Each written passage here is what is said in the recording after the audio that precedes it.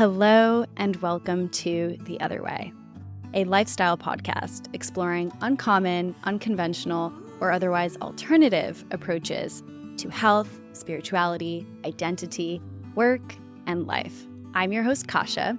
I'm the founder of InFlow, a women's wellness brand that designs intentional products to help women reconnect to their unique cyclical rhythms and find a balance between being and doing. This podcast is an extension of my mission with InFlow. Here, you'll find interviews with inspiring humans, trailblazers, researchers, spiritual teachers, and more, all on the journey of doing things the other way. Now, let's dive in.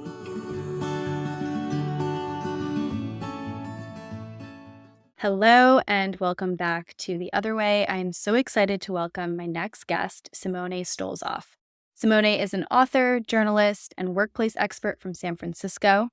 His debut book, The Good Enough Job: Reclaiming Life from Work, was the #1 best-selling work-life balance book of 2023. And today we are diving into the topic of workism. Where did America's obsession with work come from, how it is plaguing us, and why it is so detrimental for us to get our identity, our self-worth, our community, our purpose, and more entirely from our jobs. This topic is so near and dear to my heart. I'm a recovering type A, and I know that I'm not alone in sharing that for many of us, what we do is who we are, or at least that's what we think and feel. On today's episode, we are going to be diving into why that doesn't need to be true, why that shouldn't be true, and what can we do instead. We're covering why it's so important for us to reconsider tying our sole purpose, our identity, our worth to our work. Why do what you love might not be all it's cut out to be. We're going to talk about the importance of diversifying our identity and worth, where to source meaning and identity and purpose if it's not just in what you do, and the power of diversifying our definition of success for true happiness. This episode is a must listen. Let's dive on in.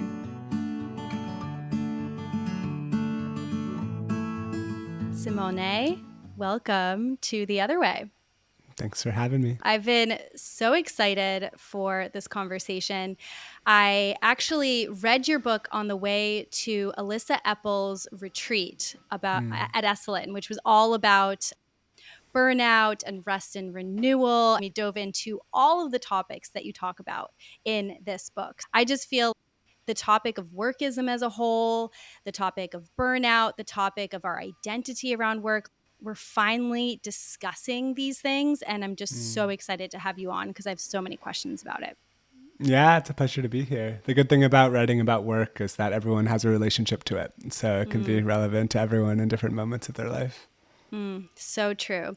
All right. Before we get into it, I would love to start by having you share 3 words that you would use to describe yourself. Yeah, I'd say enthusiastic, curious, and thoughtful. I think they've all served me well in my life and my work as well. So good. So I actually want to start by throwing this question out there. I purposefully start this interview by asking guests to share 3 words that they would use to describe themselves. Sometimes I say make them not work related. I've removed that because I feel like a lot of what we do, as we'll be talking about, feels like our identity. But you spent a lot of time introducing yourself, talking about the book, talking about the topic of workism. How do you introduce yourself? Do you start with your title typically, or tell me what that's looking like for you right now. Yeah, I just go around the cocktail party and I say, hello, I am a chocolate chip cookie connoisseur. Hello, I am an ultimate Frisbee player.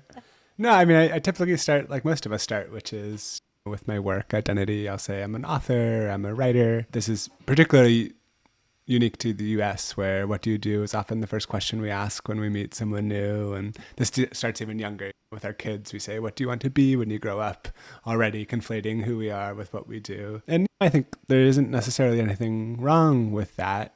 We work more than we do just about anything else. What we do for work can often tell us a lot about the person that we're talking to. But I think the argument of the book and sort of the point that I hope people leave with from this conversation is that we are also more than what we do for work.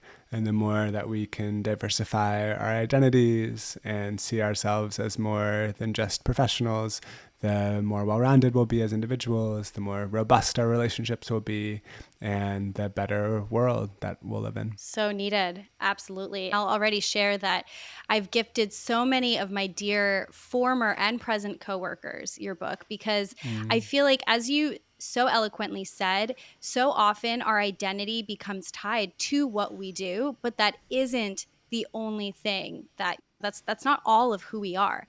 And so I would love to start by having you share a bit of your backstory. How did you get into wanting to write a book about the good enough job and about our identity as it relates to work?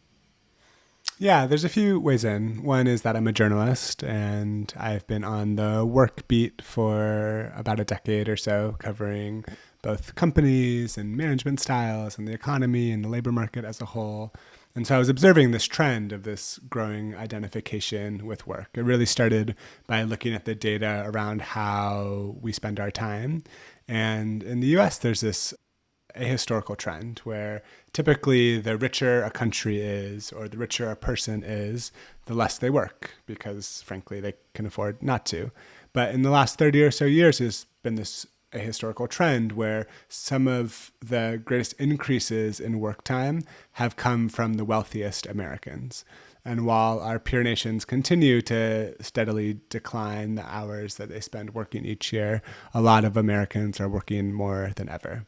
So that was the professional angle of looking at this topic. And then there's also the very personal angle, which is that after years of working as a journalist, I left the industry in 2018 or so. And it really sent me for an existential loop. I went and joined this design firm in San Francisco. It was a job outside of the industry that I had grown up in.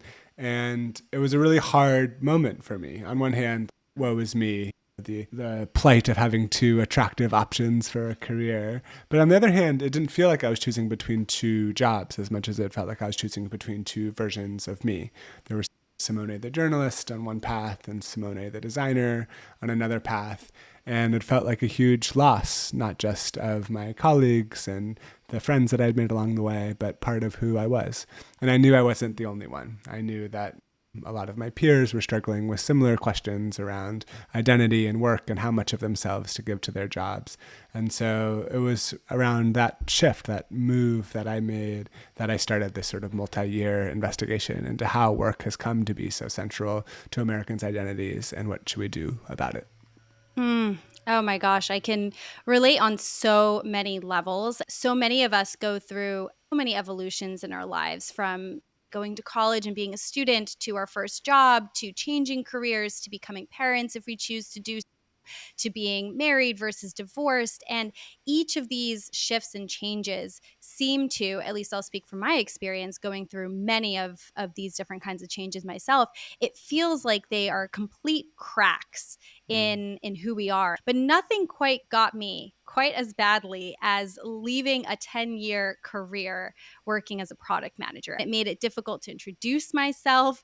It made it difficult for me to talk about who I was in the presence of other people because, again, I felt like what I did and my title was so much of who I was. And it's just so wild to actually take a step back and actually consider that as a concept.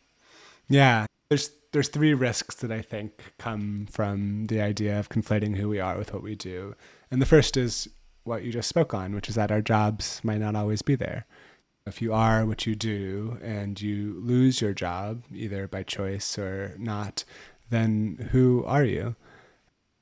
I think we saw this during the pandemic for lots of folks who really identified with their employer or identified with the job that they had, and often by no fault of their own were laid off or furloughed.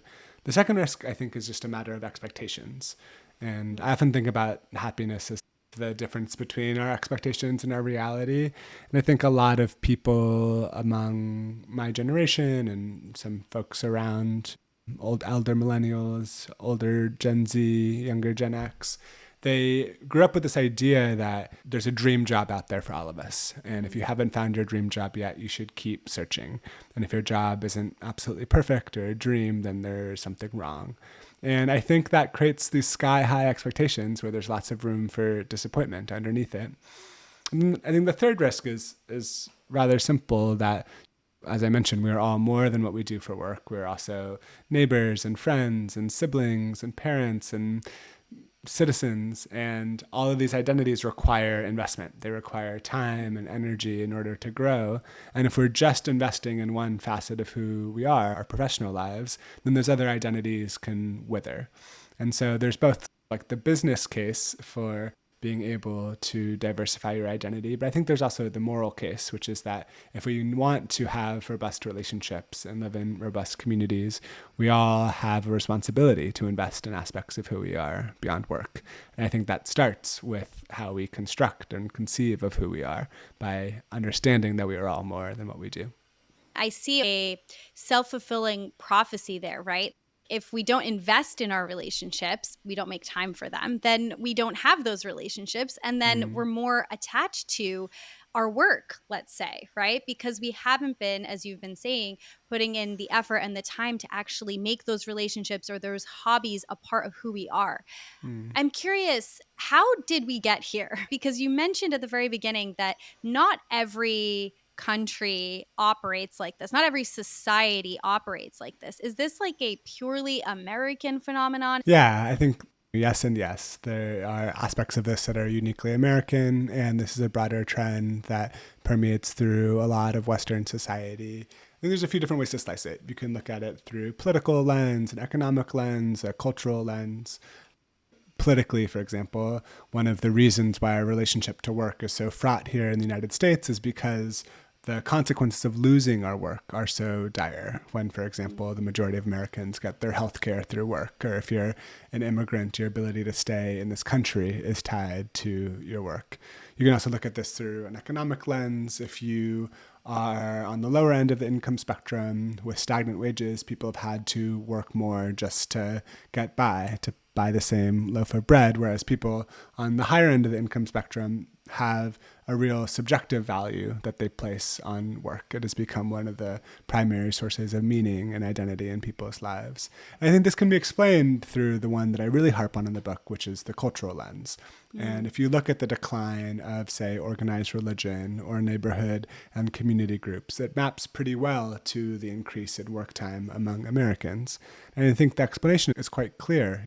With the decline of these institutions that once provided community and meaning and identity for people, the majority of Americans have turned to where they spend the majority of their time, which is the office, to fulfill these base human needs of belonging and identity and meaning.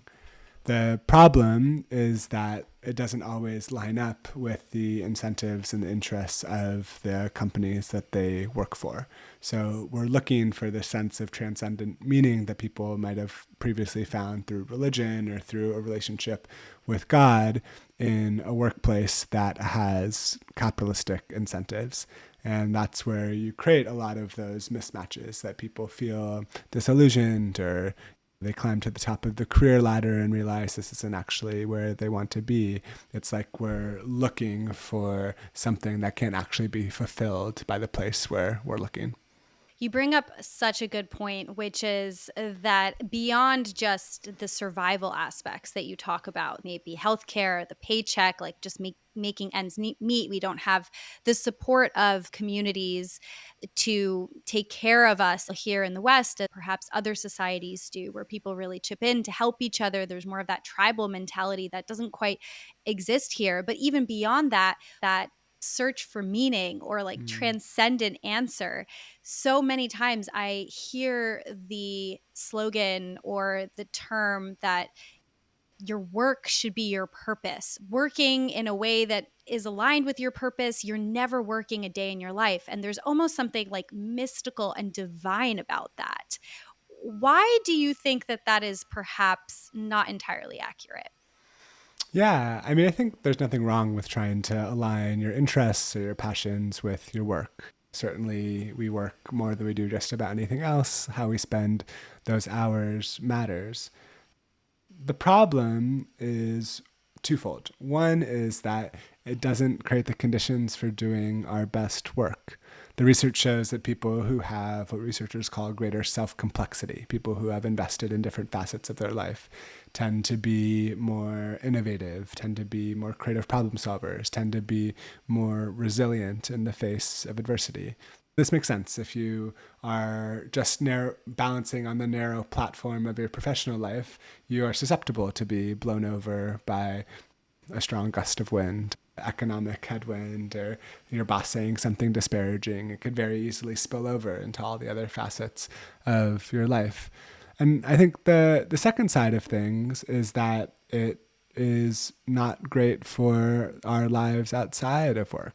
We see this in the Bay Area in particular. If you're spending 60, 70 hours giving your time to your job, it doesn't leave much energy or much room for you to invest in other facets of who you are. And then if your job goes away, or you realize that you're playing a career game that you don't actually want to win, you don't have those other investments, those relationships, those hobbies, those other parts of who you are to provide the other pillars of your foundation. We live in a society that loves to revere people whose jobs and their identities neatly align. The We Work slogan, always do what you love and never work a day in your life. We fetishize CEOs, we treat them as celebrities. There's that famous Steve Jobs quote where he's speaking to Stanford graduation class and he says, if you haven't found what you love, keep looking. The only way to do great work is to do what you love. And I think it's a trap. It sets us up for these sky-high expectations. It doesn't acknowledge the monotony that exists in every line of work. And I think there's a sense of existential disappointment when a corporate job doesn't necessarily provide the transcendent meaning that people are expecting of it. So true. And honestly, I think that it creates a lot of suffering for people because there's this expectation that as long as we're doing the thing that we love or that we found our purpose in a way, by the way, that also needs to provide all of our basic needs that we need for survival, which puts a lot of pressure on that kernel of purpose, right? As long as we are in alignment with that and working towards that and building on that, we will be happy. But it sounds like, from what I'm hearing you say, that that's not necessarily true. Yeah, I mean, the way that I think about it is it's like an investor. Much as an investor benefits from diversifying the sources of stocks in their portfolio, we too benefit from diversifying the sources of meaning and identity in our lives. As I mentioned, there's nothing wrong with looking to work to provide a source of purpose or a source of meaning or a source of identity.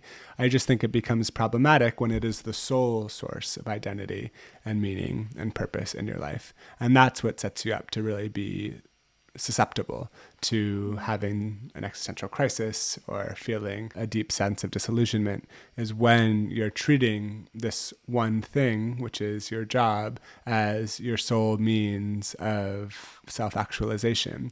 It's just a burden that our jobs aren't designed to bear. For people out there who are listening to this and perhaps nodding their heads, but also feeling extremely overwhelmed at the prospect of starting to create some separation there, because their work not only makes them feel like they have meaning, but it also makes them feel like they're worthy. Because that is another thing, that it's not just that we've seen this decline in religion that you talk about in the book, and that's been filled with this void of what you're calling workism, which I think is so perfect. But then there's also this aspect of, unlike religion, which provides that spiritual self-actualization, we celebrate a lot of the people who are successful in the area of work as these celebrities, these people to aspire to. So for somebody out there who is struggling to decouple their self-worth from their work, how should they start to create that space, and how should they think about this diversification? First things first, the cliche is that you write the book that you need to read. And so I for me love that. personally, this is something that I've struggled with a lot over the course of my life. I think, for one, it starts with the acknowledgement that caring less about your job is not very actionable advice. And so what I tend to tell people is you have to start caring about other things. And it starts by creating opportunities in your days, in your weeks, in your life where working is not an option. So especially with modern knowledge work, it can be incredibly leaky. If you are on the assembly line in the 1950s building Model T. You can't do that work from your living room. You don't have the tools, you don't have the resources or the team around you. And yet today we all carry around these offices in our pockets, and it's really easy to let work expand like a gas and fill all of our unoccupied space. The first thing I'll say is borrowed from this rabbi. His name is Joshua Heschel, and he had this idea that Shabbat, the weekly Jewish practice of abstaining from work, was a sanctuary in time. And I love this image. Like, rather than being a physical sanctuary like a church or a synagogue, Shabbat was a time sanctuary.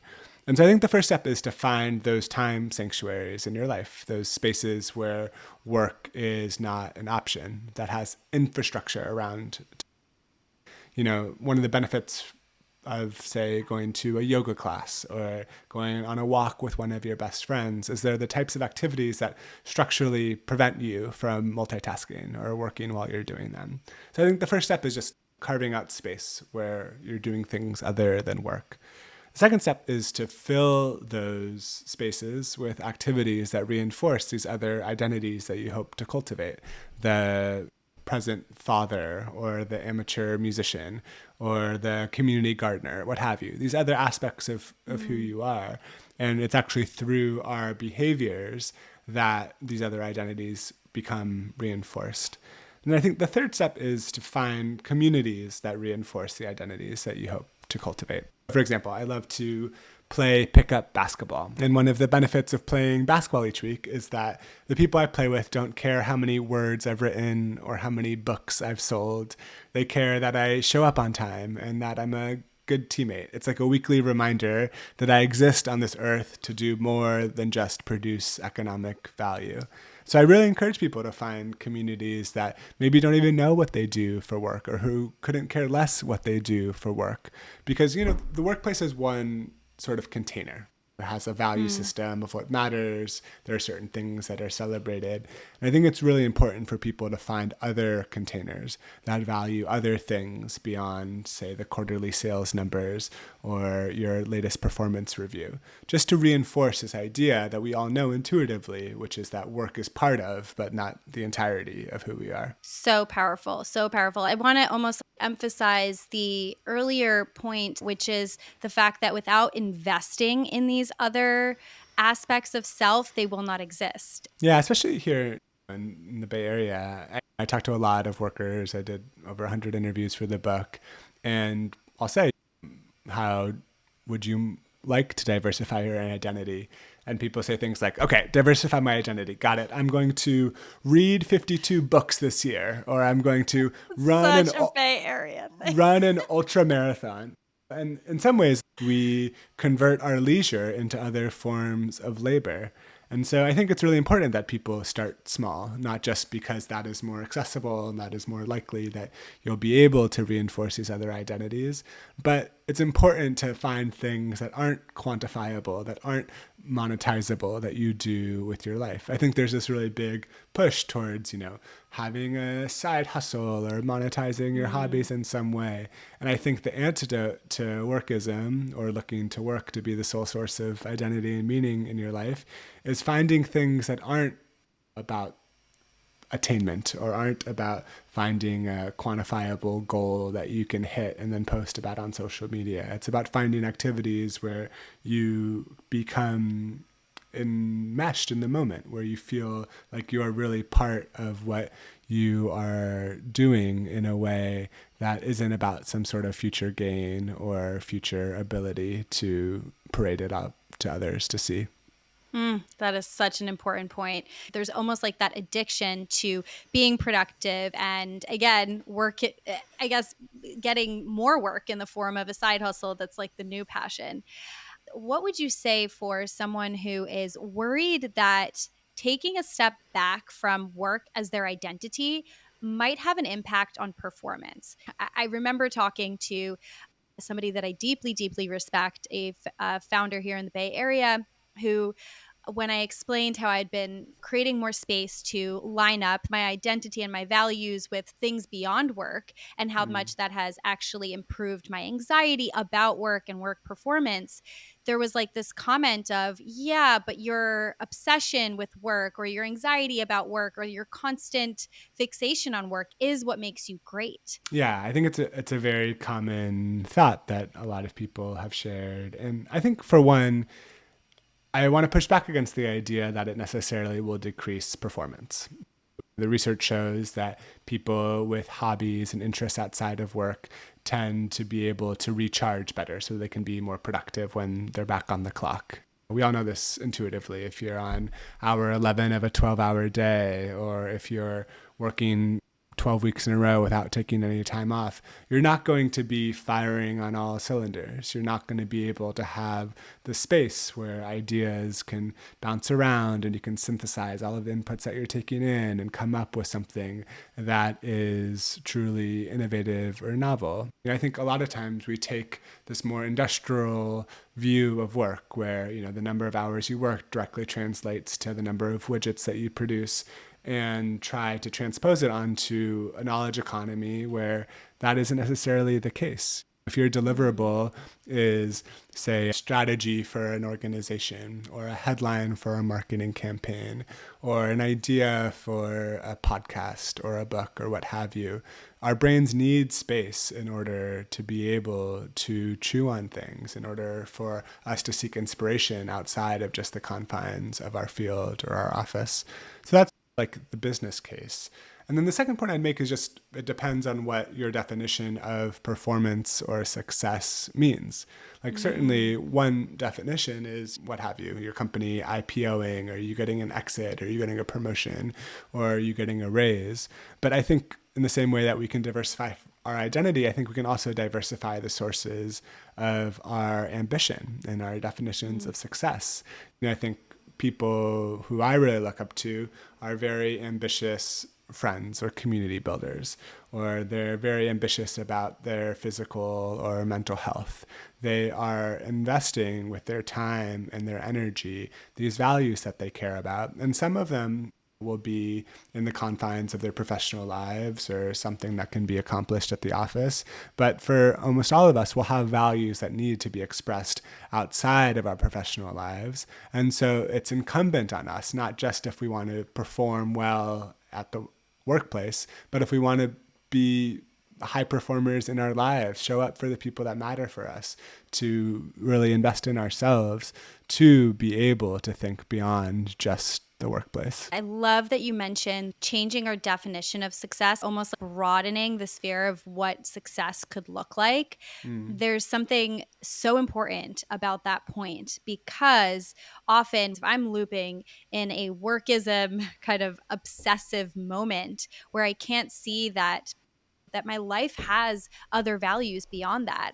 Folks on this podcast know, but my mom was recently diagnosed with cancer. And I share this as an example of how that difficult moment suddenly made it so obvious to me that the things that I was so stressed about were just not the only things that I care about. And so I think we all hear those stories of people who are old on their deathbeds who share their regrets, and they're very rarely, if ever, about work, right? It's about, I regret not spending more time with my family, or I regret not pursuing this other thing that I was so passionate about that had nothing to do with just the traditional view of work success or financial success, or even like a kind of recognition that can come from work. I've heard stories like that countless times of there being some sort of wake-up call, and I hope for all of us that it doesn't take a loved one with a cancer diagnosis to put things into perspective, but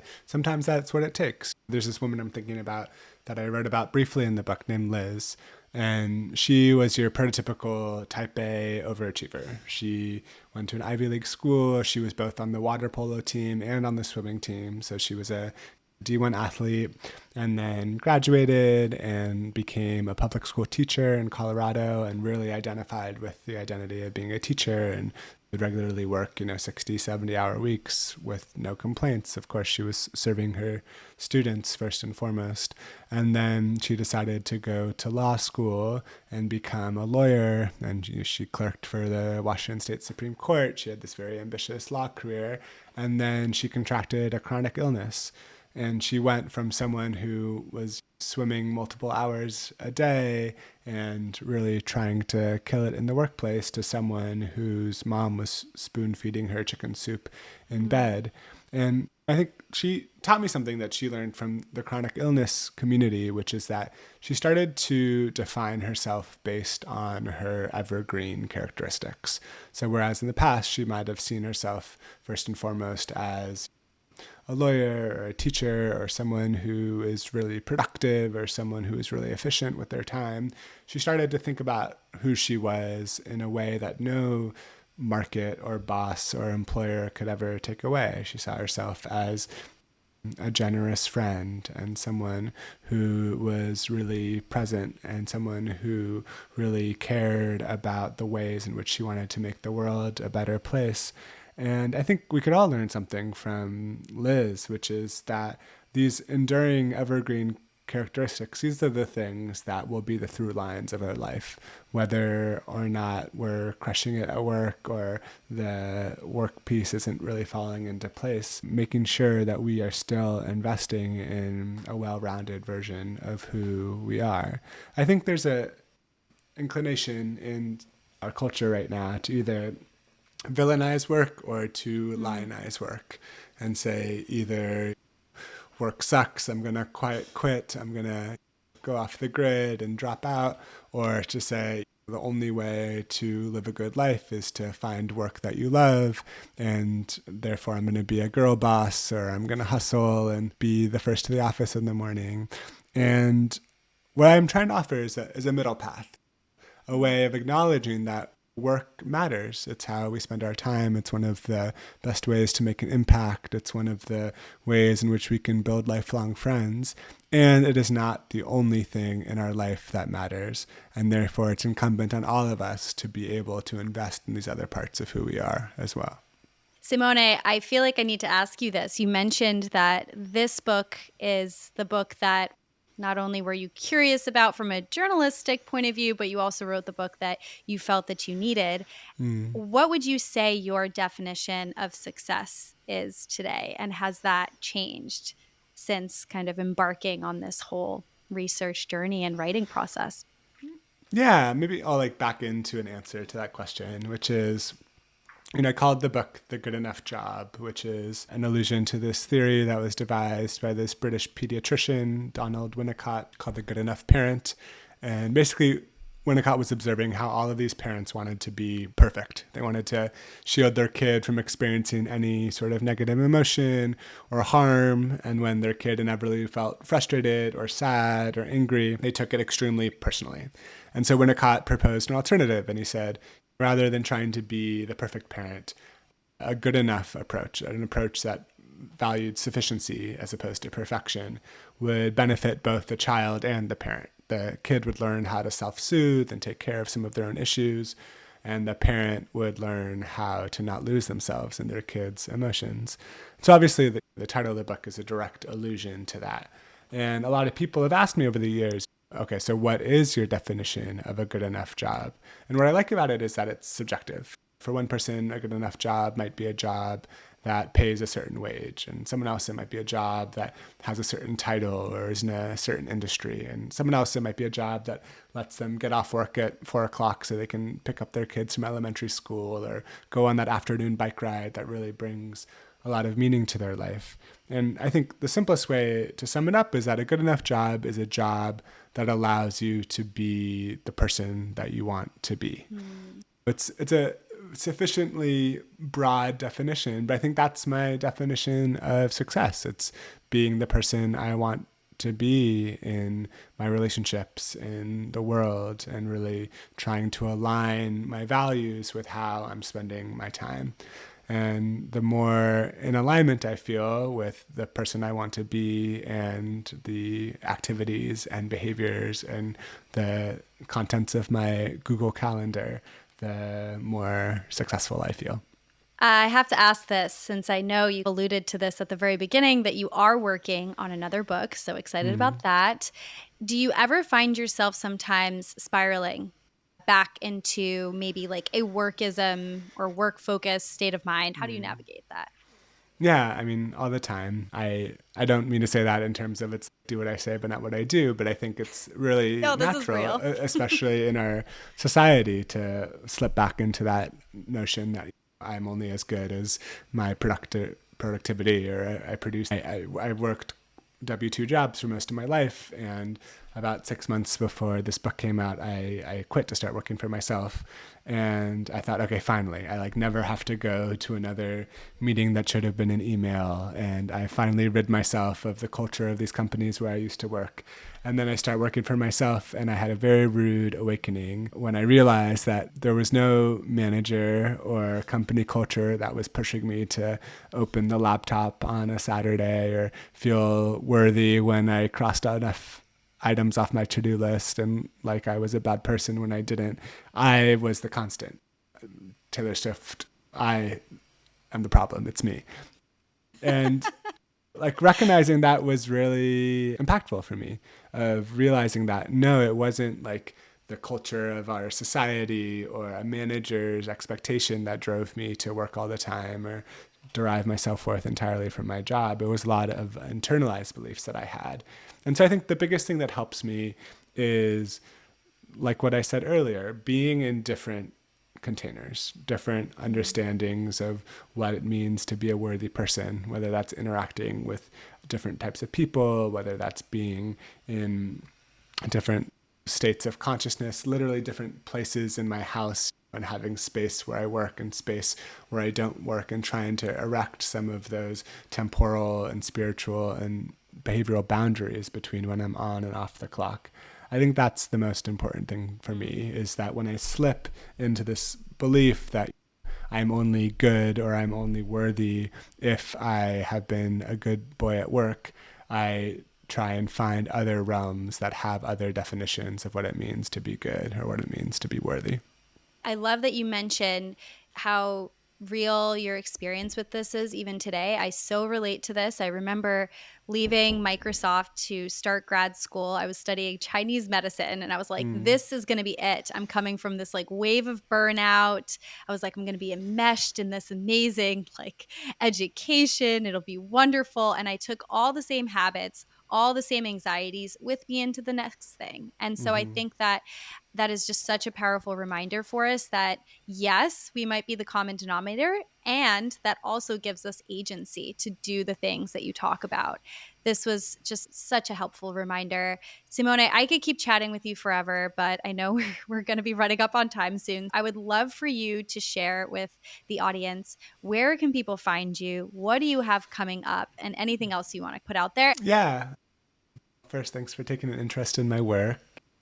As a journalist, it can be often a very solitary act. And so it's nice to be able to connect with people. And it feels like we're on a similar journey. I think the best way to stay in touch, if you want, is that I have a newsletter. It's called the Article Book Club. And every other week I send out one great article from the world, not written by me. And I've been running it for about 8 years now. And it's it's a nice reminder that I exist to do more than just work.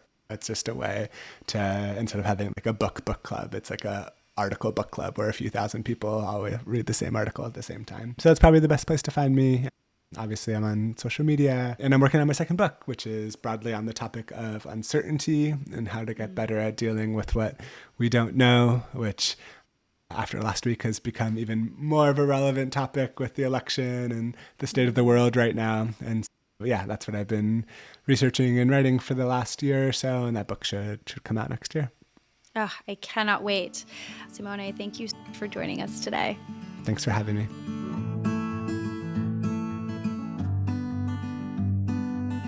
Thank you so much for tuning into The Other Way. If you enjoyed this episode, please leave a 5-star review. It really helps the podcast grow, and I'm ever so grateful.